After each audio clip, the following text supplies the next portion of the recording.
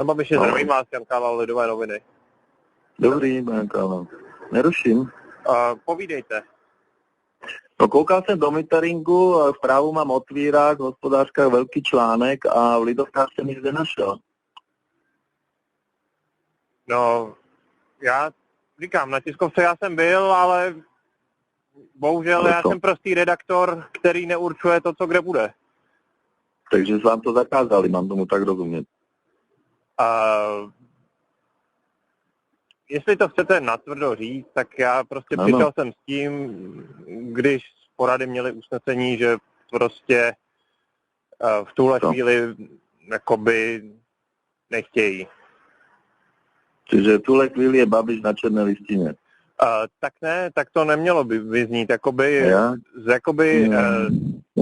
Tam ta vaše tiskovka měla dvě roviny, že jedna byla ta ryze politická.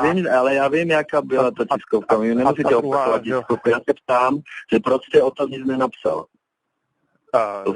Já jsem prostě dostal pokyn nepsat. Výborně. To vám dal pan Balšínek. Ne přímo. Jakoby já většinou nejsem úplně přímo s ním ve styku. Aha. A kdo vám dal ten pokyn?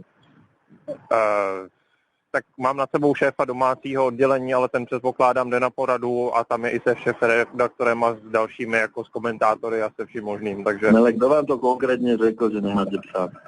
Konkrétně mi to řekl můj šéf domácího Vladimír Křivka, ale nerad bych byl, aby se to obrátilo nějakým způsobem vůči němu, on prostě v tomhle tom taky úplně není jakoby...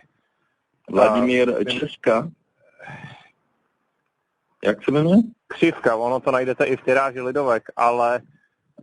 říkám prostě, on v tomhle tom taky... Vy to jako považujete za správné, co děláte jako?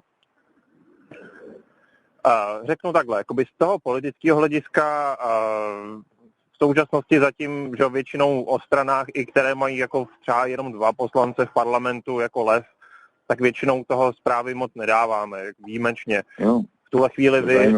Zajímavé, že všetci vaši konkurenti na to zprávy dávají, protože můj ksich totiž prodává tě noviny, pokud jste to ještě nezjistil.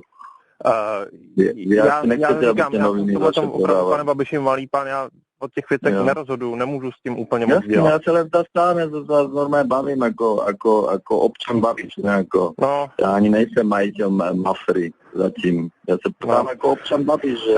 Samozřejmě jakoby z těch ekonomických věcí mě to přišlo zajímavý, no, jakoby ty věci ohledně toho nákupu. Jasně.